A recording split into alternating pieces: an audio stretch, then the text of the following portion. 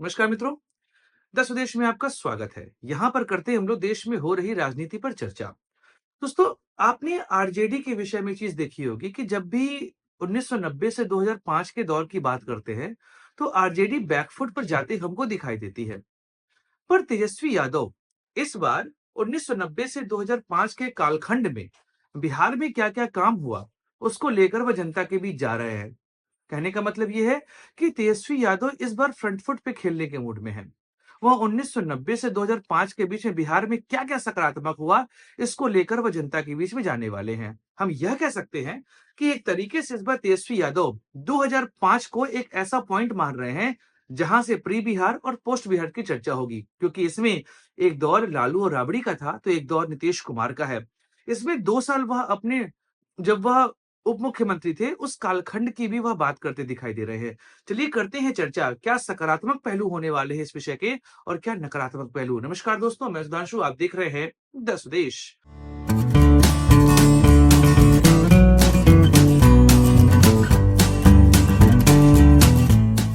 दोस्तों, आपको पता है, द स्वदेश में हम चर्चा करते हैं, वहां पर किसी भी विषय के सकारात्मक और नकारात्मक पहलू दोनों पर बात करते हैं। फिर दर्शकों के विवेक पर है कि वह उस विषय को किस तरीके से आत्मसात करते हैं। ऐसी आज बात करेंगे तेजस्वी यादव की। आपने देखा होगा कि अभी बिहार में विधानसभा सत्र हो रहा था। इस दौरान तेजस्वी यादव, जो इस समय मुख्य विपक्षी दल के नेता हैं, उन्होंने नीतीश कुमार पर तगड़े प्रहार किए। इस दौरान उन्होंने कई ऐसी बातें कही जो अब तक आरजेडी मुख्यतः कहने से बचती है। कारण यह है कि 1990 से लेकर 2005 तक का कालखंड जो रहा है बिहार का, उस दौरान बिहार में कुछ ऐसी चीजें हुई जिसके आरोप से अभी भी लालू प्रसाद यादव और आरजेडी अपने आप को अलग नहीं कर पाए हैं। यहां तक कि तेजस्वी यादव भी उस छाया को अपने साथ कैरी किए चल रहे हैं। अब यहाँ पर समझते हैं कि उस दौरान मुख्यतः हुआ क्या था।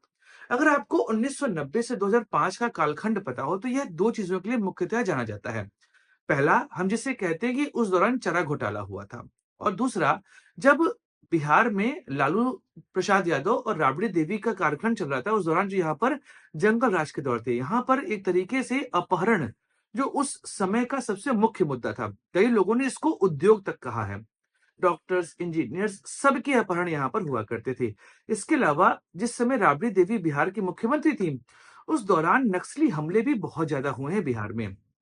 और शहाबुद्दीन, जो कि सिवान के क्षेत्र के बहुत बड़े माफिया रहे हैं, उनको भी लालू प्रसाद यादव काफी हद तक अपना समर्थन दिया करते थे। ऐसे में वह दौर बिहार का ऐसा रहा है जहां पर बिहार की प्रगति के विषय में बात बहुत कम होती है, लेकिन उस समय बिहार में क्या-क्या नकारात्मक था, इसकी चर्चा बहुत ज्यादा होती है। तेजस्वी यादव इस बैगेज को अपने साथ लेकर आगे बढ़ रहे हैं। कारण यह है कि उस दौरान बिहार की राजनीति में जो कुछ हुआ, तेजस्वी यादव अपने आप को उससे अलग नहीं कर सकते, क्योंकि इन 15 सालों में उनके पिता लालू प्रसाद यादव और उनकी माताजी राबड़ी देवी यही मुख्यमंत्री थे। और नीतीश कुमार इसी दौर में लालू प्रसाद यादव की मुखालफत करके समता पार्टी बनाए थे और बाद में जेडीयू का निर्माण किए थे, और 2005 से लेकर 2025 तक लगातार वही यहाँ पर मुख्यमंत्री हैं। अब तेजस्वी के सामने सबसे बड़ा मुद्दा यह है कि वह कैसे भी करके उस दौरान जो जंगल राज का ठप्पा लगा, जो चारा घोटाले का ठप्पा लगा, इससे आरजेडी को अलग कर सकें। तो उन्होंने कई सारे डेटा यहाँ पर रखे। जैसे उन्होंने कहा कि जब भी चारा घोटाले की बात होती है, तो यहाँ पर बात केवल लालू प्रसाद यादव की होती है। जगन्नाथ मिश्रा की बात कोई करता ही नहीं। यहाँ पर मुख्यतः लालू जी की बात इसलिए हो रही क्योंकि वह पिछड़ी जाति से आते हैं। अब यह बात किस तरीके से तेजस्वी यादव जनता के बीच में ले जाएंगे, यह बहुत बड़ा यक्ष प्रश्न है। क्योंकि जब भी हम चारा घोटाले की बात करते हैं, तो सुई घूम के लालू प्रसाद यादव के पास पहुंच जाती है, और उनको सुप्रीम कोर्ट की तरफ से आपको पता ही है कि उनके ऊपर आरोप साबित भी हुए हैं। इस वजह से वह चुनाव अभी लड़ नहीं पा रहे हैं। और जगन्नाथ मिश्रा के कालखंड के दौरान जो यहाँ पर चारा घोटाला हुआ था, उसको लेकर ना बिहार में कोई बात हुई है, ना देश में कोई बात हुई। अब ये तेजस्वी यादव के ऊपर है कि वह कैसे करके इस मुद्दे को जनता के बीच में लेकर जाएं कि चारा घोटाला उनके पिता से नहीं जुड़ा हुआ है। यह मुख्यतः जगन्नाथ मिश्रा के कालखंड में हुआ था, और यह एक ऐसा घोटाला है जो कि ट्रेजरी में हुआ था। मतलब यहाँ पर किसी ने चारा बेचा नहीं है। जिस तरीके से वह घोटाला किया गया, वह ओवर एक्सपेंस का घोटाला है। अब इसको लेकर तेजस्वी कैसे जनता के बीच जाएंगे, या उनके राजनीतिक कौशल की बात होगी। एक और बात है जंगल राज।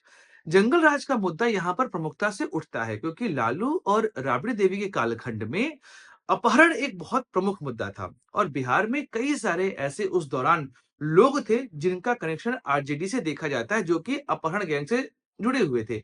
अब यहाँ पर एक बात आपने देखी होगी कि लालू प्रसाद यादव के साले सुभाष यादव, उन्होंने सीधे तौर पर कहा है कि भाई जो उस समय अपहरण हुए करते थे और अपहरण को लेकर जो सारा बीच बचाव होता था, वह मुख्यमंत्री आवास में होता था। अब यह आरोप बहुत बड़ा है और उस दौरान लालू प्रसाद यादव के दोनों साले साधु यादव और सुभाष यादव वह उन्हीं के साथ रहा करते थे और इन दोनों के ऊपर उस दौरान आरोप भी लगे हुए हैं। ऐसे में इस मुद्दे से अपने आप को अलग कर पाना तेजस्वी के लिए बहुत मुश्किल होने वाला है।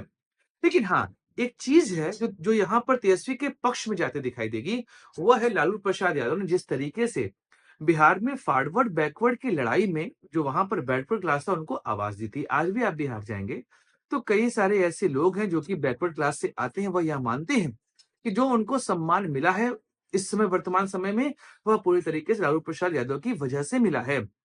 एससी, एसटी, ओबीसी को लेकर जो उन्होंने काम किए हैं, उसको लेकर तेजस्वी यादव जनता के बीच जा सकते हैं। कुछ और काम है जिसको लेकर जनता के बीच वो जा सकते हैं। पहला यह कि पानी पे टैक्स भी लालू की सरकार में ही माफ हुआ था।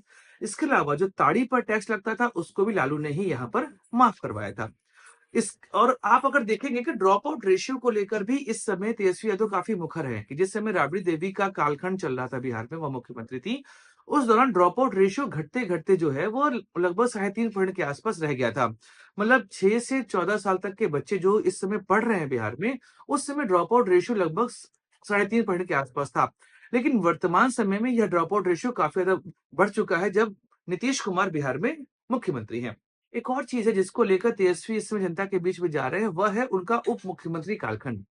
जब वह 2 साल के लिए उप मुख्यमंत्री थे, उस दौरान जो टीआरई मतलब टीचर्स का एग्ज़ाम हुआ था, उसमें 2 लाख नौकरियाँ दी गई हैं।